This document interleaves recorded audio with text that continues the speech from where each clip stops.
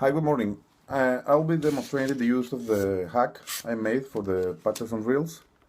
I just made these little incisions on the top of the roll, just on the entrance of the rails. I used the plastic sheet, the kind you can find on the cover of notebooks.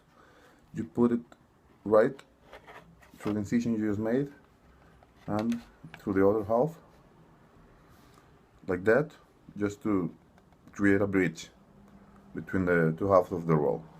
Then I'll be using this length of film, some not very good pictures I took, just to demonstrate. You put this through the bridge, right past the steel balls. You pull it a little bit just to grab hold of the film. You remove the plastic bridge, and then you proceed as usual.